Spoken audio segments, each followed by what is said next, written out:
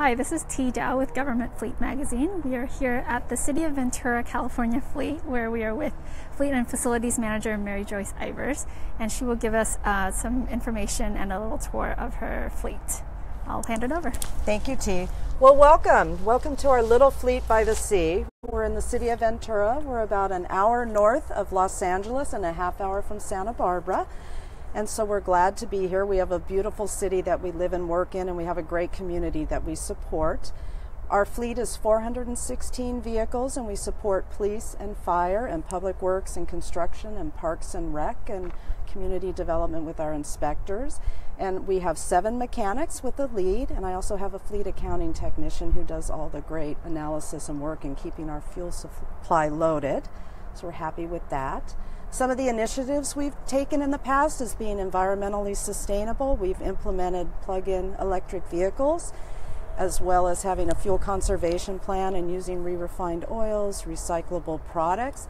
And one of the most exciting things we did years ago was put in a 100 kW photovoltaic system that is here at our maintenance yard. And it provides 40% of our energy supply for our yard, and it saves us about $25,000, $30,000 a year. And part of that photovoltaic helps power our electric vehicle charging station that we have installed for our plug-in Priuses. So our Priuses are powered by the sun. So we're excited about that, of doing our part for the environment and saving the greenhouse gas emissions. Here at our maintenance yard, we've got our fleet garage. We also have public works and parks support, where we provide all the operation and maintenance services, traffic signals, signs. We also have our facilities group, which helps maintain all the city facilities throughout the city, as well as doing energy projects at those sites. And it's a great partnership with Fleet and Facilities because we have the same customers and we get to support them whether through their buildings or their fleet. And we also have a partnership with Napa IBS, who provides all our parts supplies as well as other commodities throughout our city. So it's great here. We have a lot of activity here at the maintenance yard working together. So over here, we recently, our community realized that they supported our half-cent sales tax, and so we are getting about $11 million a year additional to maintain our city and get caught up with deferred maintenance and provide social services. Part of that was to purchase this new Weiler paver through our competitive bid process, and it's double the size of our last paver we're replacing, and it is going to do a lot of paving in our city to help make it look better and more cleaner transportation. Through another process this year, we had replacement of a backhoe, and so we used NJPA, and that was great to get the backhoe we wanted. Through that process, we included our replaced end of its useful life 1996 backhoe, and through the NJPA they offered an $18,000 credit to purchase this.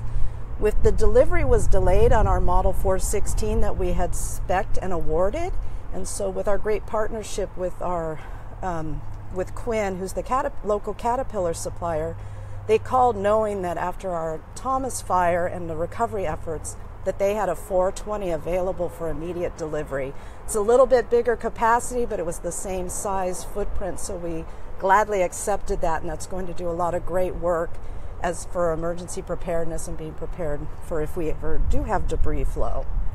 And then through some of our other partnership with supporting police and fire, we've got a grant-funded DUI trailer that is for educating our community. Please don't drink and drive, don't drive high. It's helping educate our community and people, and so they'll take that out when they have some DUIs set up at night or just for education at the community. So I'm glad that we can partner with our police agency throughout the community to help support them for that educational effort. And then we've got another exciting, innovative piece of equipment we recently acquired for our Ventura Water Department is that they had 2 huge Stinger cranes, and the Stinger crane was underutilized and a very expensive piece of equipment, and they only had 1 or 2 people certified to operate the crane. So we worked with them, and this new NODES truck, it's a neutral output discharge elimination system. And when you have a water system, you need to do maintenance on it, like preventive maintenance on vehicles. And part of this is when they flush the hydrant system, water would just flow down the street because they had to clean the water pipes. As you know, water builds up, it builds up, and the flow of water is hard to come through, so they do this every year as their maintenance, and that system with its pressure is able to pressure through the pipe, clear the pipes, flush them out, and the water goes in the hoses through the two vessels that treats the water, and they're able to recirculate it back into our water system that's delivered throughout our community. And this has been a great truck for the department. They're able to save over 10 million gallons of water a year that used to have to be flushed as part of their maintenance. And with the drought and the issues we're having, it was a great opportunity to be innovative and really protect our, natural resource of water in our city. So that was an exciting partnership with our water department to show that Fleet can help be innovative with them and work together and come up with these great ideas. And so it was great to be able to replace an underutilized piece of equipment with something so new and innovative and doing great work for our community. And part of one of our latest vehicles that was just delivered is our urban forestry tree truck, and it's a 37-foot all-tech aerial lift. And we're excited about this one. We can't wait to get it into service because it's got the new GEM system, which is the Job Site Energy Management System, and it's electric PTO. And so they're able to safely go in the bucket, trim trees, operate safely, and it'll be quiet. It's going to save emissions, and it'll help support our environmental sustainability in our city, and it's high tech, and it'll be great for them to use. So we're excited to get this piece of equipment in our fleet and looking forward to soon getting it in there.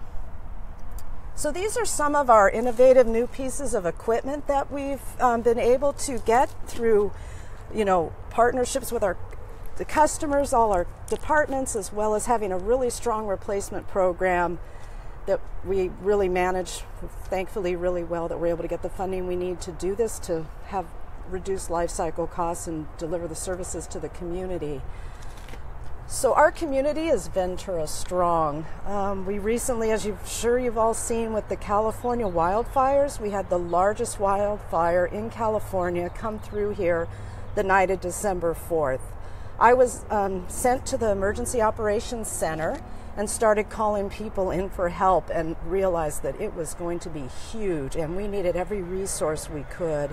We had streets out there helping close streets, and our police and fire department were amazing. They evacuated over 27,000 people within a few hours. Nobody was hurt, thankfully. Our hearts go out to Montecito, who lost people during their event. But it was great to see everybody pull together. I am so proud of our fleet team. They called me and said, we're coming in, and they immediately started fueling our emergency generators throughout our city. They continually, our mechanics did that for 24/7 for that week.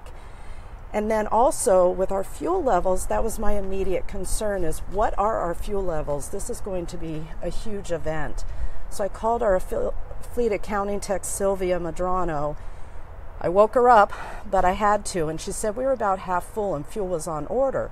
I called our fuel supplier in Los Angeles, which is about an hour away, and about 11 o'clock at night, and he said, oh, fuel's on its way this week. And I'm like, no, have you seen the news? I need it now. So fortunately, within our fuel contract with them, we had an emergency supply provision, and they were able to get us fuel that night, which was a good thing, because the battalion chiefs asked if we could help fuel all these outside agency fire trucks coming in until they got set up for base camp. We had, for the first 24 to 48 hours, we had over, 20 agencies come in, and we filled over 3,000 gallons of fuel. That was done by my team. I had Sylvia and Barbara and the mechanics come in, and they were just having to help fuel the trucks. The firefighters were getting out. They had smoke in their eyes all over them, and they looked beat. So we were able, my team just on their own went and got water, food, Gatorade. They were helping them with eye wash. They were giving them whatever services they needed after working all night, putting this incredible fire out. We had a slow fuel pump.